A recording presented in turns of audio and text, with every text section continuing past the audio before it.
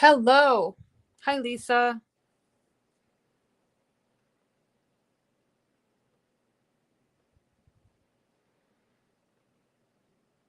Okay.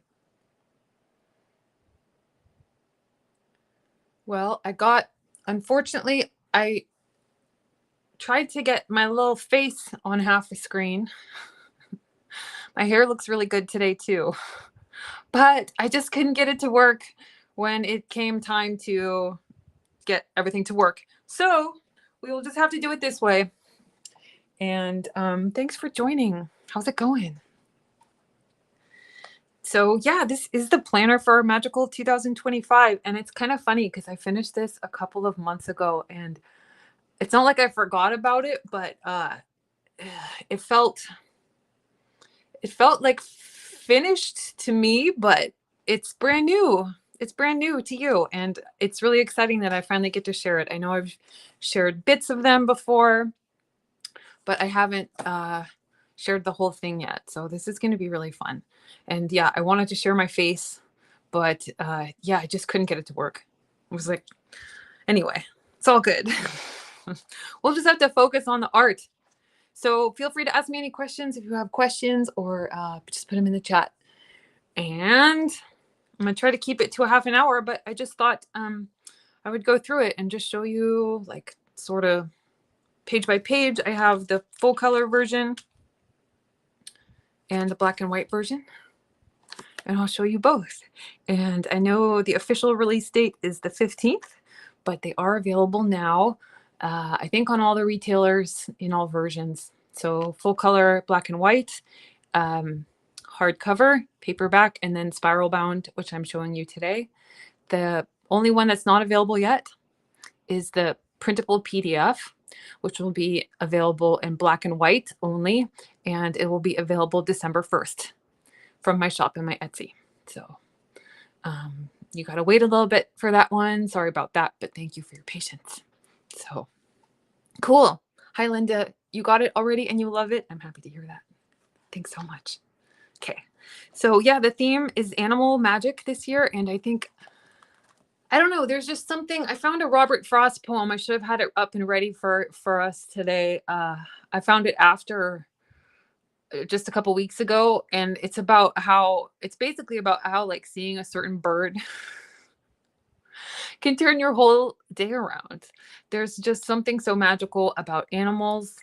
They kind of ground us and put us, kind of connect us back to nature and back to, I think, kind of our true, like, more spiritual selves. They kind of allow us to release the material world a little bit and just really feel back in our natural souls and spirits. So and of course, it's going to be different no matter where you live. You're going to see different animals. Everyone's experience with animals is going to be unique. I think we all kind of resonate with different animals and have different likes, maybe a few dislikes. But all of that is interesting, and all of that's kind of interesting to look at, to what calls you to an animal or what doesn't call you to an animal. And all that. So anyway, the introduction starts out with just some general, like, the binoculars represent viewing, like experiencing, and some of these other symbols just represent magic, and like some of the other things that we work with, like finding feathers is really magical. I know the day I took my headshot for my new business for Coloring Book of Shadows, I found a raven's feather, like this big, beautiful black raven's feather on my front porch. And yeah, there's a lot of birds. Like, there was a lot of birds, but just the placement of it, and I don't know, finding something like that can be really special. And we'll talk about this as we go, but it's a sign. And if you're asking, is this a sign? Of course it is. Like, if it feels, it comes from internal. So, like, yes, you can be looking for an outside sign, but if you're feeling it within you, then that internal intuition, like that internal signal, is really important. It doesn't have to be, it doesn't have to match up with a book. It doesn't have to be, I don't know. It doesn't have to, you don't have to be looking for like, is this a sign? Like if you see an animal or a feather or something like that and it evokes something within you, that right there is the sign. Like just the fact that it is something calls from within you is your intuition, and it's something to be listened to. So this introduction is like the 12 months and a little question for each month and each animal. And I really love the colors. Came out really beautiful. Of course, I always say this, but the coloring is optional. Like if you get the coloring book version and you only do a few pages, I really do design this to be beautiful and used just as it is in black and white. So please enjoy it in black and white, even if you don't color anything. And then this little spell right here, this can be, even if you don't have an animal nearby, you can just use this like anytime. It's like, or if you do see an animal, like you witness something and you don't have time to like really connect with it, you can take it home and like say you saw a raven. Close your eyes, imagine you are the animal, pick the first one that comes or like whatever one you're thinking of, and then pause for a moment and just observe from outside of yourself, from the animal's perspective. See yourself as whole and complete in the present moment. So have you ever had an animal like kind of watching you? Take it from the perspective of the animal and sort of watch yourself. And then you'll kind of notice like where did your human worries go? Where did like your burdens, where did your material fears go? You'll notice if you're watching yourself from an animal perspective, they kind of fade. And it gives you a moment to just set that aside and just pause for a little bit. And then ask the animal what wisdom they have for you. Ask them like what the message is. And that's really going to be unique to you and unique to your situation and what your internal guidance is telling you. So this book has animal interpretations, like what certain animals mean. And like I look up animal symbolism. I'm sure you do too. And that's good. There's nothing wrong with that. But it's really important to also look within yourself. Like, what does it mean to you? Like, what is it evoking within you is a very important piece of the pie. So this page is just some animal ways to use animal magic, like to draw or paint them or to dress up like them. I really like to wear t-shirts with animals. Like it was my thing when I was a kid to wear t-shirts with animals. I just really liked it. And my first day of the 7th grade, the PE teacher was wearing the same jungle animal t-shirt as me, and I felt really embarrassed. And I stopped wearing my animal t-shirts, and I realized as an adult, like, hey, wait a minute, I stopped wearing my animal t-shirts. And I really liked that. So I don't know, random side story, but like wearing them is symbolism, decorating your altar, finding feathers and bones, growing a sanctuary, like a garden that is friendly to animals and wildlife, visiting wildlife, seeing them in nature. And animals, just like sometimes just being in their presence can help us to feel like we're less alone. All of these are ways to use animal magic. So find your favorites, find what works to you. And it's really a personal journey. I know different cultures, the symbolism is different too. So it really depends like on where you're from or what you believe. And there is no right and wrong with it. It's really that inner feeling of what it evokes within you that really matters. And this is because that's a symbol, that's a sign right there. Like having seeing a bird and like having it evoke something, if it's a loved one that's passed over, or it evokes something else within you, all of those things are real signs. If you're feeling it, if it's giving you the goosebumps or chicken skin or whatever you call it, like all of those things are real. So listen to your own intuition on it. And then this is just very general, like Obviously, I couldn't cover every animal in the world, but I did some of the basic ones. And this covers like the symbolism. Uh, I went for the universal, in quotes, symbolism. So, like as I just said, some cultures have different symbols, like, and there maybe they're a little contrasting with other traditions or other cultures or other parts of the world, and that's fine. But I tried to look for like the most general ones that kind of overlap. But you might have your own. You might have your own feelings about some of these, and that's cool. So on this page, animal magic is unique to you, where you live and what you experience. So write down which ones you see and what they mean to you. And this just gives you a little bit of space to elaborate beyond the scope of the book. Definitely where you live is going to influence the ones that you see. So if you see a hippo, I'm jealous. Whales, where I live, whales come in every year and it's really exciting. Seeing the first whale of the year is like always a really joyful experience. So that's a cool thing too. So yeah, take note. Just even if you don't know what it means, or I don't know, just notice. Like I think you probably already know, like just noticing when you see an animal can really shift your day and your perspective. So then there's just a little basics cheat sheet on herbs and witchy plants. Obviously there's not a complete list here, but just kind of a little overview for you. So the introduction is sort of just obviously it's basics, but it will give you like a little starting point. I know a lot of people really love the introduction, and it's a nice way, like if you're doing a spell or you're looking for some symbolism in the beginning of the year, I tried to cover a lot of different things here. So you'll just have a bit of a reference, and hopefully it sparks some ideas for your spell work, or gives you some ideas to take it your own direction. So I always advocate for that. Pick the things that work for you. Maybe you like herbs, maybe you like rocks. This is a new one that I have not put in a planner yet in the past 8 years. Is the days of the week and the hours of the day. So I had this in the book of spells, but I've just never put it in a planner. So that was pretty fun. So days of the week and how they correspond to the planets and energy.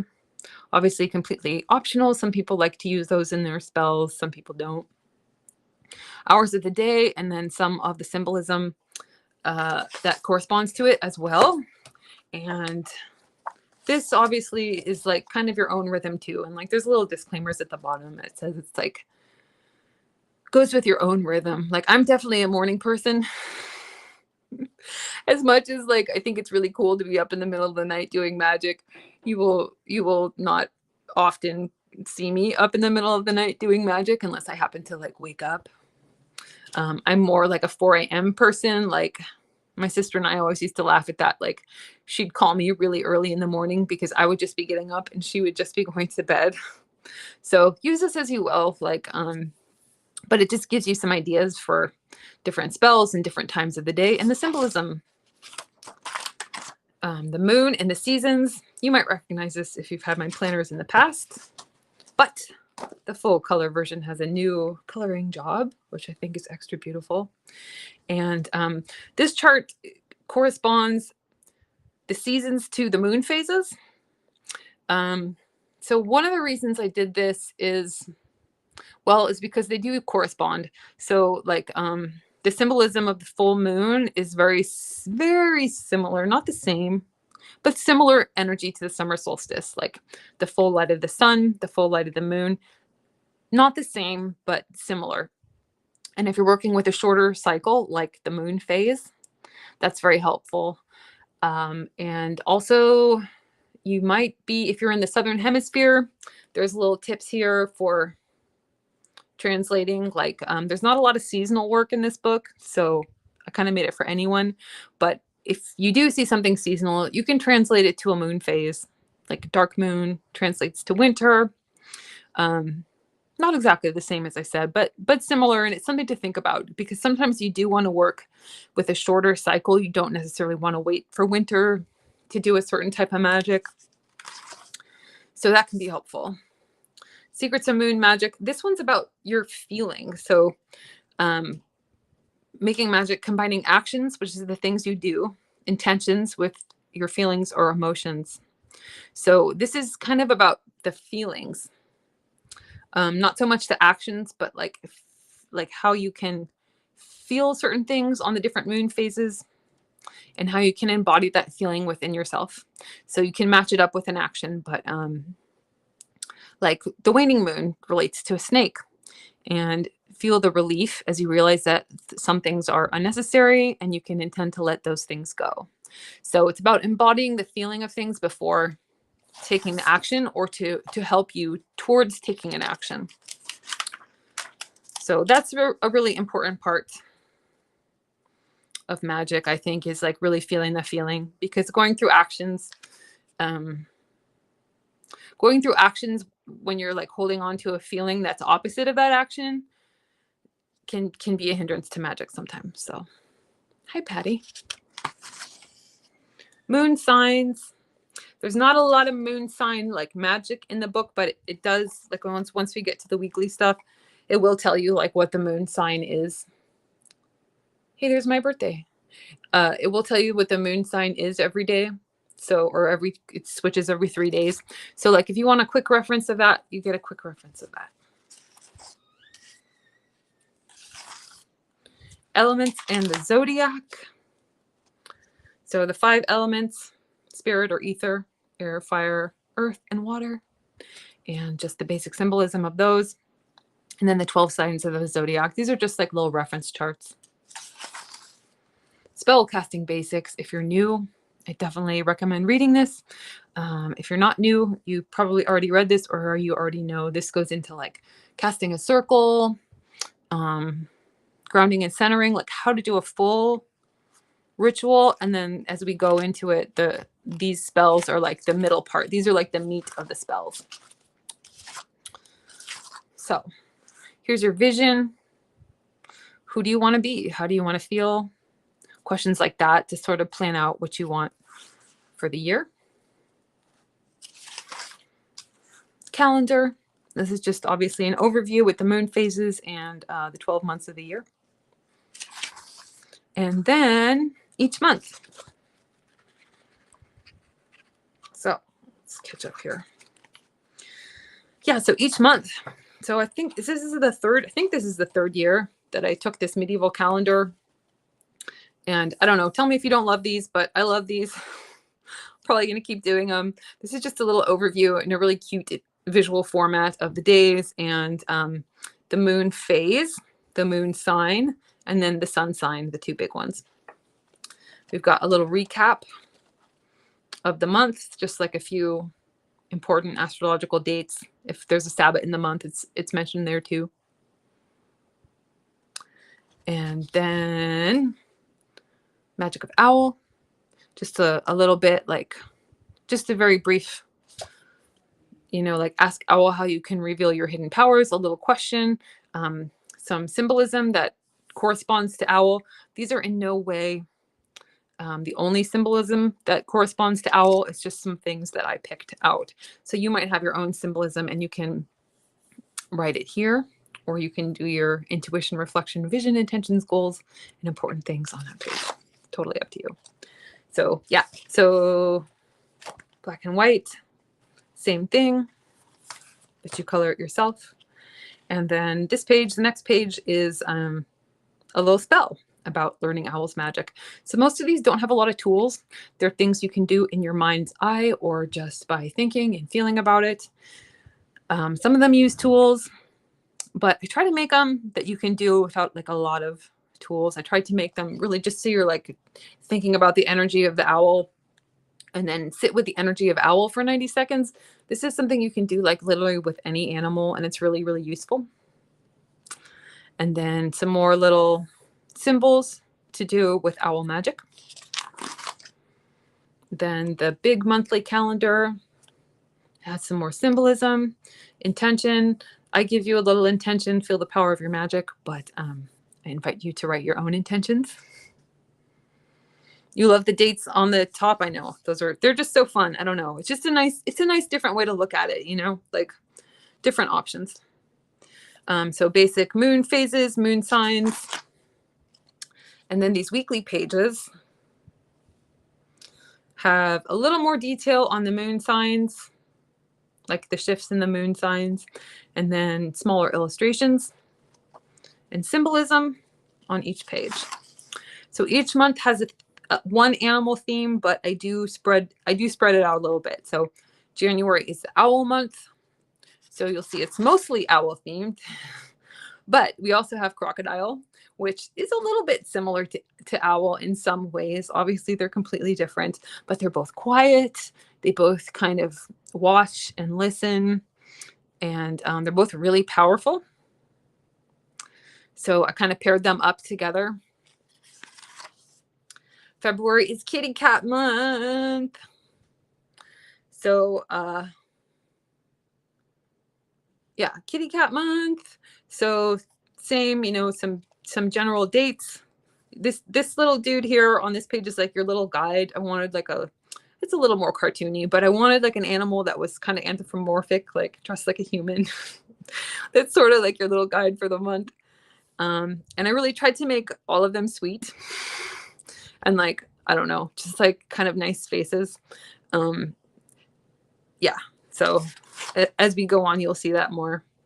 What message did you receive from Kat? Again, these are really important that you're seeing it through your own lens and like learning to trust when you get a message, that even if it's different than a book or you didn't find the same thing in a book, if you're feeling a message from an animal, that's the meaning, that's the message. So Kat, there's not a lot of deities in here, or deities, however you want to say it. I couldn't resist with a few of them, but there were so many deities that related to animals. I ended up not going that direction because it kind of like would have been a whole book of its own. So, but cats and moonstones, and then raccoon, similar to cat. Not exactly the same, obviously. But here's your bunny guide. Yes, I did reference Disney's Robin Hood for some of these. It's one of my favorite animal movies. March, the rabbit. And same format, sitting with Rabbit's energy, seeing what message you receive from Rabbit. So like I give you some tips on kind of what Rabbit means and some things to think about. But again, it's really important to see what you think about Rabbit.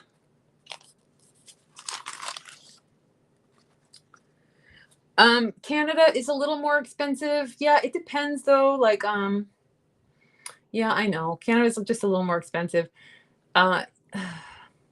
Amazon, not the spiral bounds, unfortunately, but if you get a hardcover off Amazon, that should be similarly priced in Canada without any extra fees.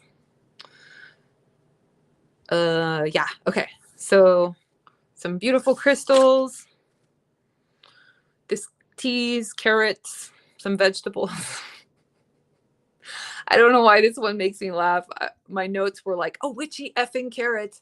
I really wanted to do a witchy effing carrot. So there you go with the little tentacle. I don't know how witchy it turned out, but I tried my best. Try to catch up with the black and white one too here. Yeah, so dancing, kind of mimicking animals can be really fun. I know it's a little bit childish, but so what? A lot of yoga poses are based on animals too, so you can experiment with that. And it kind of helps. I don't know. I think it helps to get out of your own body and your own worries and like feel anew, just to kind of feel into a different energy. Like if you really need to shift your energy, like mimicking an animal or watching its movements is a really great way to do that. Edible flowers and a skunk. This cool occult skunk. Here's the rat month. So my mom, of course, my mom's going to like my art, but my mom said that I made the quote. I don't remember what she said, but rats, like some people don't like rats. But I really tried to make some of the more unlovable animals, I tried to make them extra sweet. I loved this theme. It's sort of like a little bit of a pack rat, a little bit of a kitcheny theme to it, mushrooms and figs and stuff like that. Remembering that you are capable. I think rat has a very important message. Some of these rats were super fun to draw too. Maybe my favorite animal to draw in this book. I don't know. Yeah, I tried to make the strawberries a little extra witchy. And I'm sort of going through the color one here just to save on time. I was trying to keep this to a half an hour, but we'll go a little bit over. But the black and white, the coloring book version, which you don't have to color. It's really beautiful just in black and white too. As I said earlier, I try to make it complete in black and white. Like you don't have to add anything. And yeah, so enjoy it in black and white, color in some of it if you want, or just leave it as it is. This cute little goat wearing just a shirt. Squirrel. Yeah, so this magic of goat, the beast within, and finding your own message from goat. To me, it's like real tenacity and power and just like staying strong in your intentions, grounding yourself.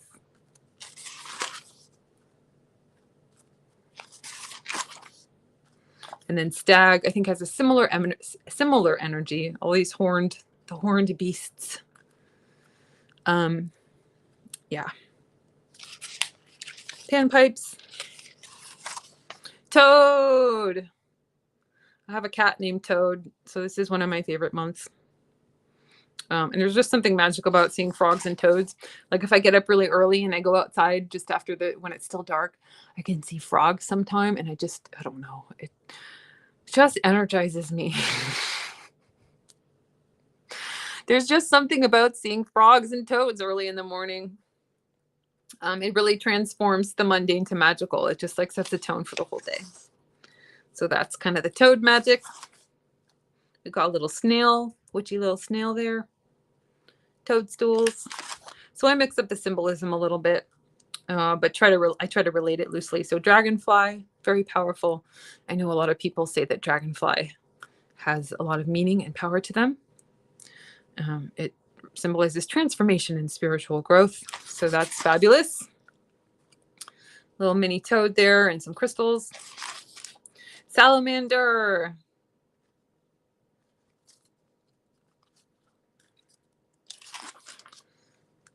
They're associated with fire traditionally, like in alchemy and old school magic. But they're actually a water animal. They don't like extreme heat. They like cool, moist environments. So I kind of made it into the spell is about reinventing yourself, like taking the stories about you and deciding like what's your story going to be. Like, is it the misconceptions? Is it the things people have said about you? Or are you going to write your own story? So that's what Salamander is all about. Rewriting the stories you tell yourself. And then I associated it kind of with Phoenix too, because that's another transformational reinvention type of animal. Snake. I know a lot of people are afraid of snakes, and I get it. And I invite you to not try and not be afraid of snakes. I did try to make them as sweet and lovely as I possibly could. So they all have like these cute little spiritual faces. I, on purpose, did not want to make any scary animals in the book. I wanted them, not that scary animals can't be spiritual guides, because they certainly can be. But I just kept them all as like, I don't know, spiritual guides. So like a little more friendly faces. This Egyptian snake god, I had to include them. I don't know how to pronounce it, but I thought they were fabulous. They have like human feet, which I think is like one of the greatest interpretations of a snake god that I've ever seen. I think it's just wonderful. So there you have it. And then roots. Roots are very snake-like. Dragons as well. Raven, and all that they represent. I kind of made it about play, like unlocking lightheartedness through play. Ask Raven how to be playful in life and in magic.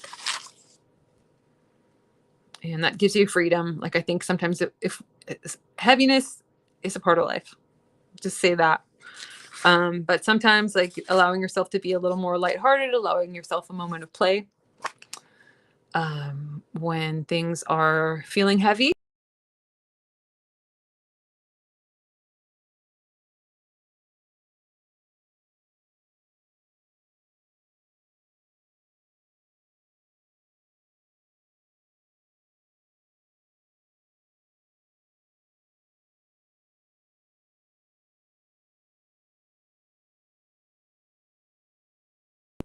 Good. Okay.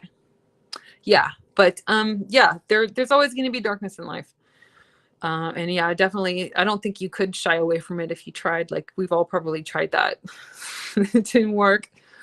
But at some point, when you're ready to shift into more lighthearted, playful energy, Raven can be an awesome ally to do that. And then Vulture, I love this guy. I don't know why, just the colors and everything. So Vulture. And then Bear. Bear's kind of welcoming us into October here with his cool orange and black cape. The magic of bats. The bats were also really fun to draw. I have my own little tradition that, like, a lot of times when I'm walking on the beach, bats are one of the only, okay, I'm going to get really nerdy here.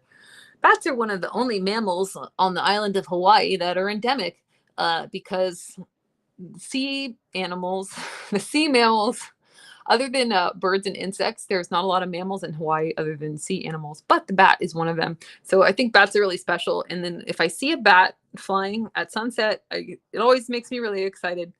So, like, my little tradition is, like, the first bat of the night, make a wish. So, like, I tell my husband, like, make a wish, it's the first bat.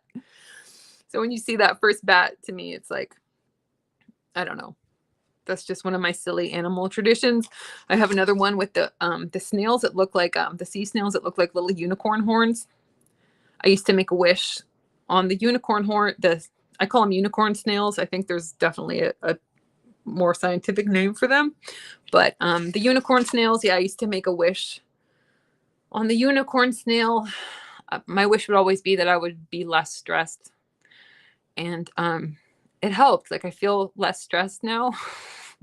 And so now every time I see a unicorn snail, it makes me feel really grateful. So, like, that's sort of my own mythology of the unicorn snail. Opossum, similar to bat in kind of in an interesting way, a little bit. They symbolize resilience. And then let's see. Yeah, the coloring book version. I think this is going to be really, really fun to color. Or not. Spider, not too many spiders in here, but I had to include at least once. The web's a little hard to see, but there it is. Spiders are about recreating. I know a lot of people get heebie-jeebies with spiders. I do too, to be quite honest. But that's okay. We don't have to talk ourselves out of our fears. Sometimes it's okay to just sit with it and experience it. So let's see. Hold on here. Computer. Okay, there we go. Wolf.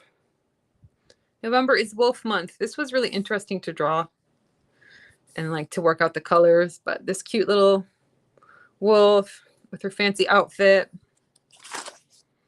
And then wolf messages, symbolism, the ritual of knowing yourself. So this was a really interesting one to research. Like, wolves are very ritualistic. So just thinking of your own personal rituals, I don't know. That's an interesting one here. The rituals don't limit us; they define us. Like, how important that rituals are, even if they're, like, simple. Noticing the seasons, the sun, caring for your needs of food, shelter, and community. Reflecting on patterns of the sun and the moon in a ritualistic manner will help you track, follow, and listen to your own wild spirit. So that's what this one is about. Just like watching simple patterns of the moon and sun and how they affect you.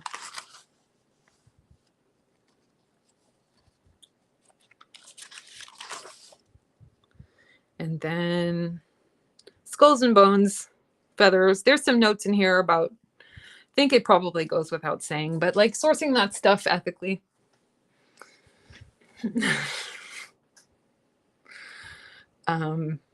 Fox. Seeing a fox is just such a magical experience. I don't see them where I live, but I used to see them where I used to live, and they're just so cool. Finding a path as a wolf, as a pathfinder.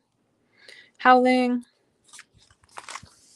And then December is the unicorn month. And this is the only mythological themed month. But I thought it was appropriate. Ask unicorn how to know your inner power and a sense of knowing and the possibility of your magic. And when I asked, a lot of people said unicorn was very special and powerful to them. So I don't doubt that. And knowing that magic is real it's a subtle distinction, but between knowing and believing, it's a subtlety. But like I ask you to explore the sense of knowing your magic versus believing. So yes, like mentioning spiders and fears of animals. Yeah, it's completely natural to be afraid of animals. And I don't, yeah, it's okay. It's okay if you don't have to try to be unafraid of them. Yeah. Anyway, expecting good things to come. The possibility of energy of divine guidance. So I love this one. It reminded me of a carousel horse. And just the possibility of what if everything worked out better than expected. And creating a coat of arms with the animal that you relate to. A little bit of a seasonal theme, but not too much. For those of you in the Southern Hemisphere, obviously you could use the translation page to the moon phase, and then I calculated it. It's less than 5% of the art is seasonal. It's mostly for everyone. And then your year of animal magic, like some questions. Which animal are you most grateful for? Which animal taught you something new?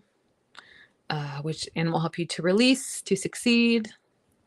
Which animal helped you to know yourself? So just some follow-up questions. And then these little cutie pies.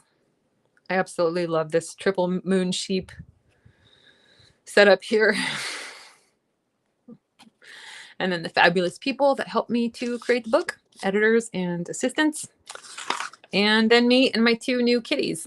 So I mentioned in the making of video that part of the animal theme, when I came up with it, was because I had to put my cat to sleep. My dear cat, Cornelius, had to transition in January when I was starting to come up with the theme for the books. And losing him and then getting 2 new kittens, obviously, and both ends of the spectrum, like grief and like just complete joy with my new 2 little kittens. It really kind of put in the theme of animals and made that animal magic really hit home for me. So on that note, I know you are all just getting into the animal theme and the planner is new to all of you. I am thinking about the 2026 planner and thinking about which animals, sorry. I have some ideas. I'm coming up with a theme for 2026, but at this very moment, I am open to ideas and suggestions for a theme for the 2026 planner. So if you want to put those in the chat, feel free. I know it's soon to ask though, because this is, I just gave you a lot of animal magic, and this is new to you for this year, and you have a whole year of animal magic ahead of you. But yeah, theme suggestions for 2026. If anything comes to you, let me know. And then on that note, the wall calendar is going to be available November 29th. And it has the same art, but a lot less of it. It has these main pages, but they're really big. They're beautiful. They're like really huge.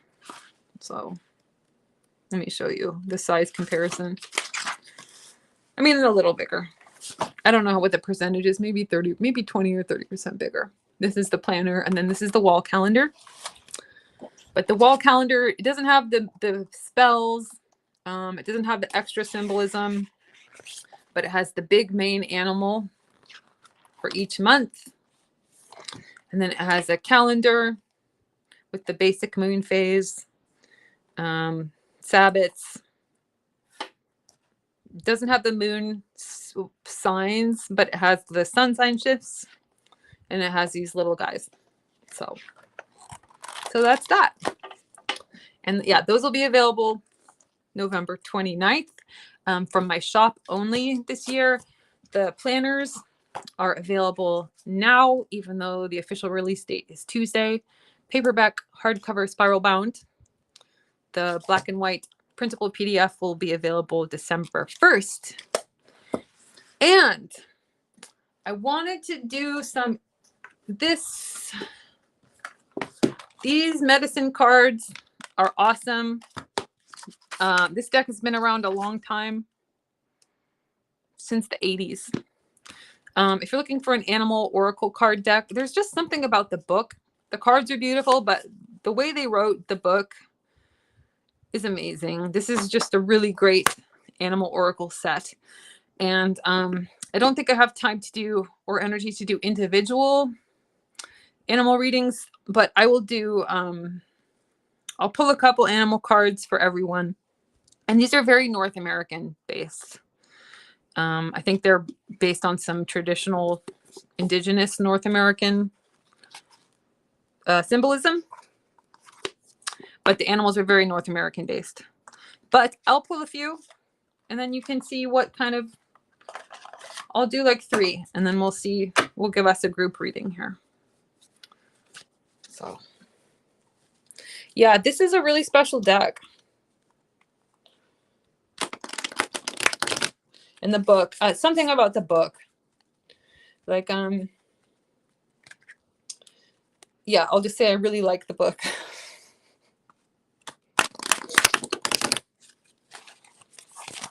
Okay, so our group reading, and thank you guys so much. Thank you so much for joining today and checking out the book. It really means a lot to me.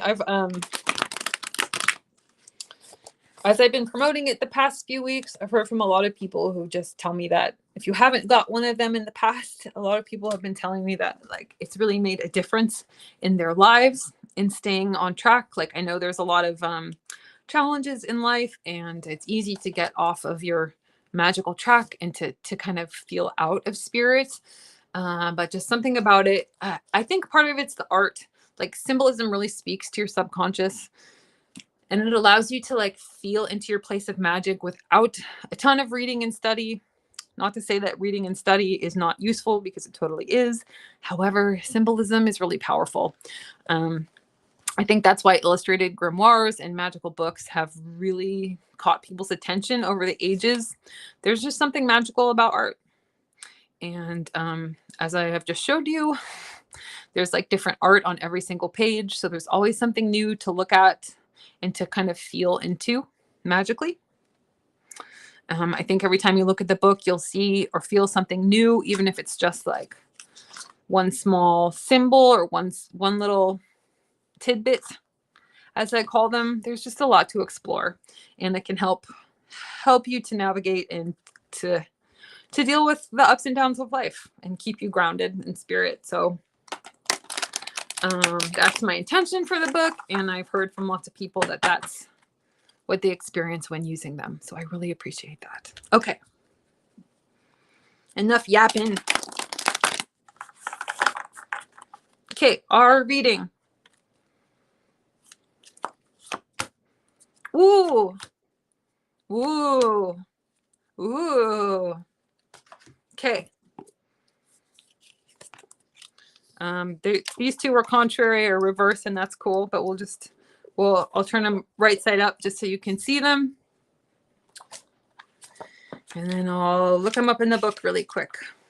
Get your own feel. Like, what do you think about Raven, Dolphin, and Mouse? And then I'll read a little bit from the book, not too much, because the book is so in depth. It's really fabulous. Raven, black as pitch, mystical as the moon. Speak to me of magic. I will fly with you soon.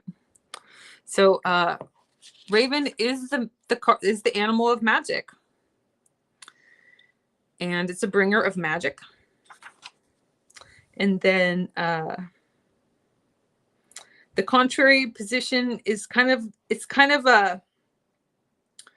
it says it's like it's the return. I guess it's a bit the Wiccan what you reap, what you sow type thing. It's like it's your energy coming back to you in a way, which could be a really good thing. It also says that it could be like, have you forgotten the magic of life and have you settled into a mundane rut? If this is true, you can ask Raven to fly through your dreams and give you a taste of medicine. So basically it's saying to like look for more magic. And I think in this context, it's telling us that we cultivate our own magic. So if your life hasn't been feeling super magical, like if it's a little bit reverse Raven, like not enough magic, it's like ask for Raven's magic and cultivate that magic. Like what you seek is seeking you. So clear the energy, seek healing and clearing of intention, and fill yourself with the magic of being alive and call Raven to teach you to use energy. So like if you're looking for more magic, ask Raven for it and you will find it. You will find what you're seeking for. So, okay. So the dolphin. Dolphin, breathe with me. Breath of the divine, mana of the universe, in oneness we entwine. So dolphin, the breath of life. It's about air and sustenance and oxygen, the rhythm of life, breath of life, releasing emotions through breath. Super interesting. And then, this is a good one. This one totally relates to me. We got reverse or contrary dolphin. If dolphin appears reversed, know that you are forgetting to breathe. You may be under stress and your body may need mana. So you may be starving your cells or organs. Is everyone out there going, that's right, breathe. So like pay attention to your health and your feelings. If you're on edge or tense, take time to relax and breathe. So I think that's fabulous. Fabulous advice. So tides and symbols carried through universal tides and waves, natural rhythms. And then also play and experiencing rhythms of breath and of life, which is super cool. So that one definitely relates to me. So I think it will probably relate to most people. And then our last one, mouse. Mouse. If I could see the world through your tiny eyes, maybe then I would know how to scrutinize. Every detail carries weight, and true to its purpose, has its perfect puzzle place. To stop the three-ring circus. Ooh. Yep. Mouse says, I will touch everything with my whiskers in order to know it. Paradoxically, this is both a great power and a great weakness. Good medicine to see up close and pay attention to detail, but bad medicine to chew everything to little pieces. So I think it's kind of telling us to observe, but not scrutinize too hard. See the larger picture. Be aware of the great dance of life. Take a bigger picture outside of you. Like it says, even if you're sitting in Los Angeles, there's also New York, a moon, a solar system, a galaxy. So while it's good to look at small details, sometimes it's good to kind of get a bigger picture too. But it's telling us to also scrutinize and look at things carefully. So, but I think within the bigger picture is sort of what it's saying. Like if there's a piece of cheese, maybe the cat is also waiting for you. So, to see what's before your eyes and take action, which is interesting. Cool. And then the reverse, we got the upright mouse, but it's saying the contrary position is maybe getting too bogged down in the details. So I think mouse is a little bit of that balance. So I hope that was helpful to you. Yeah, anyway, yeah, thank you for joining me. I really appreciate it. I went almost an hour. I know I was trying to keep it to 30 minutes, but here we are. Awesome. Thank you. Wishing you well. And thanks for joining me today. And I'll see you soon. Join me Thursday